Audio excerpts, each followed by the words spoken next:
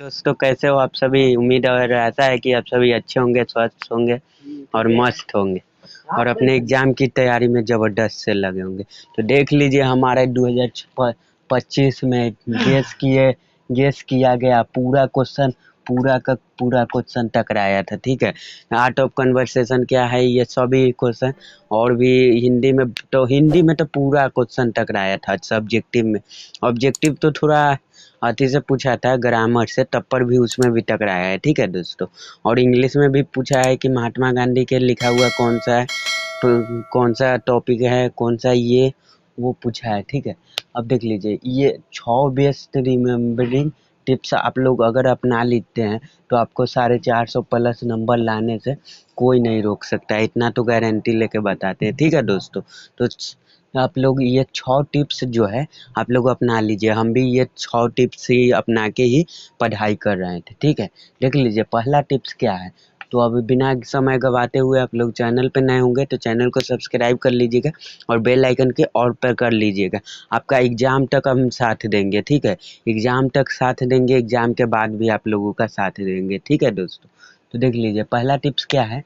बिना पढ़े और टॉपिक समझे आंसर मत पढ़ो। ठीक है, बिना पढ़े और टॉपिक को समझो। ठीक है, लेकिन आंसर मत समझो, डायरेक्ट आंसर मत समझो। ठीक है, जैसे के लिए मान जाइए, जैसे हो गया कि बातचीत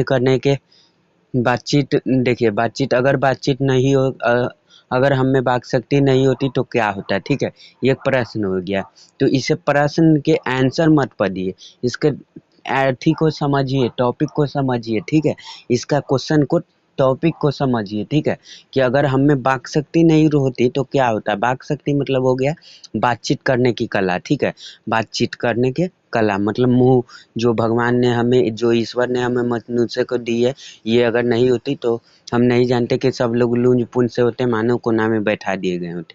हो गया आंसर, बस इतना ही लाख, क्या है, कोई बड़ा बात है। देखिए, अगर हम में वाक शक्ति नहीं होती तो क्या होता है, ये प्रश्न है। ठीक है, तो इसे एकदम शॉर्टकट में कैसे बनाएंगे।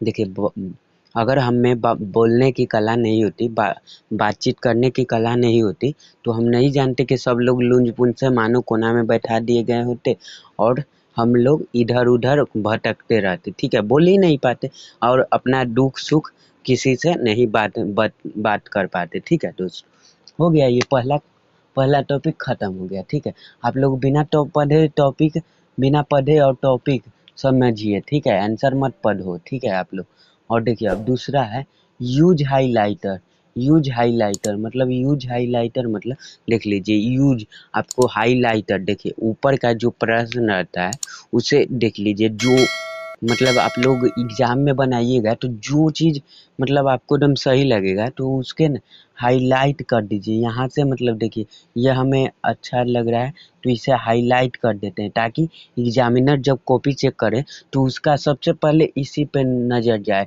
तो इसको एकदम पढ़ ले। ठीक है, उसको हाईलाइट कर दीजिए, आप लोग हाईलाइट कर दीजिएगा ताकि आपका एग्जामिनर अच्छा से अच्छा नंबर दे सके। ठीक है, अब तीसरा टॉपिक आप लोग देख लीजिए, आंसर को अपने भाषा में बदल दो।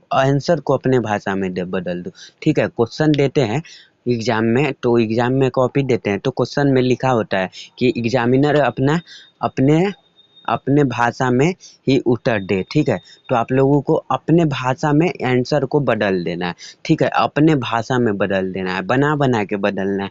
ठीक है, देखिए जैसे हो गया, इसी पर हम चर्चा करते हैं कि अगर हम में वाक शक्ति नहीं होती तो क्या होता है। तो देखिए अगर हम में वाक शक्ति नहीं होती, देखिए अगर हम में बोलने की कला नहीं होती, ऐसे कुछ भी लिख दीजिए। अगर हमें बात करने की कला नहीं होती या कुछ भी लिख दीजिए, आप लोग बना चढ़ा के लिख दीजिए। ठीक है, तो यही हुआ आंसर, बना के लिखना। ठीक है, तो आप लोग एग्जाम में अगर याद भी नहीं रहेगा तो ऐसे आप लोग लिख सकते हैं। ठीक है, ये तरीके बहुत ही बेस्ट है। ठीक है, अब देख लीजिए, अब चौथा है, देखिए आंसर याद हो जाए तो उसी समय बिना देखे लिखे, ठीक है। आंसर अगर आप लोगों को याद हो जाता है, आंसर आप लोगों को पूरी तरह याद हो गया, ठीक है, तो उसे बिना देखे आप लोग लिखने की प्रयास कीजिए। मतलब कॉपी दूसरा जिसमें लिखिए उसको अलग पलट के और उसके बाद लिखिए, और बिना देखे लिखने की कोशिश कीजिए। देखिए कि आपसे लिखा रहा है या तो नहीं लिखा है। एक बार नहीं लिखाएगा दोबारा लिखिए, दोबारा नहीं तो 3 बार लिखिए, 3 बार नहीं लिखा रहा है तो 4 बार लिखिए, 5 बार लिखिए, ऐसे लिखते चले जाइए, ठीक है दोस्तों। और देख लीजिए, अब पाँचवा देख लेते हैं। पाँचवा टॉपिक क्या है, तो पाँचवा है, हो सके तो मॉर्निंग में याद करें। हो सके तो मॉर्निंग में याद करें, ठीक है।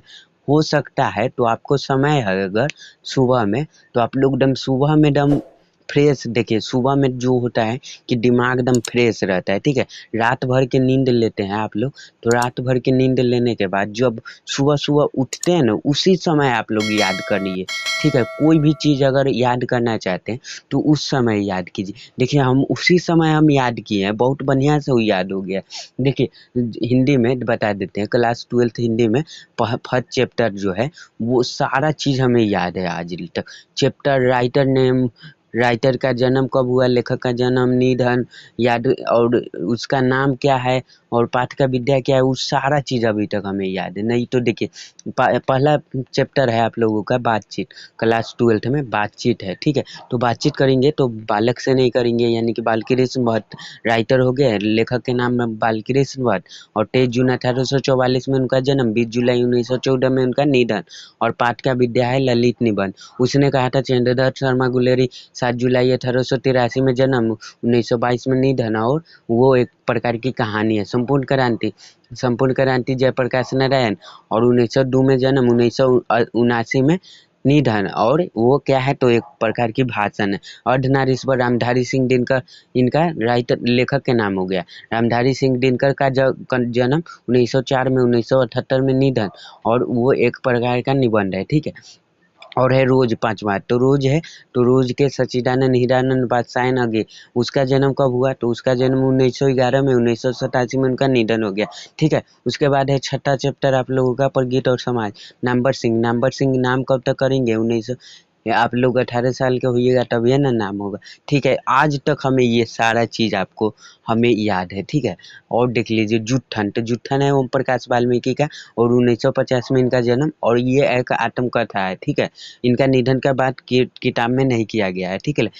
आज तक हमें याद है, ठीक है। तो आप भी अगर सुबह में आप भी याद करते हैं सुबह में आंसर को मॉर्निंग में, या तो यानी मॉर्निंग यानी सुबह में जब याद करते हैं तो आपको उसी समय याद कर लीजिए, ठीक है। उस देखिए हो सके तो आंसर को मॉर्निंग सुबह में ही याद करें, ठीक है। सुबह में याद करिएगा तो मूड फ्रेश रहता है, ठीक है। और एक बेर में एकदम आपके दिमाग में एकदम फिट हो जाएगा, ठीक है। तो वो चीज़ को ज़िंदगी भर नहीं भूलिएगा। वैसे मेरे चैनल पे भी ट्रिक से ही आता है, तो आप लोग मेरे चैनल पे भी देख सकते हैं।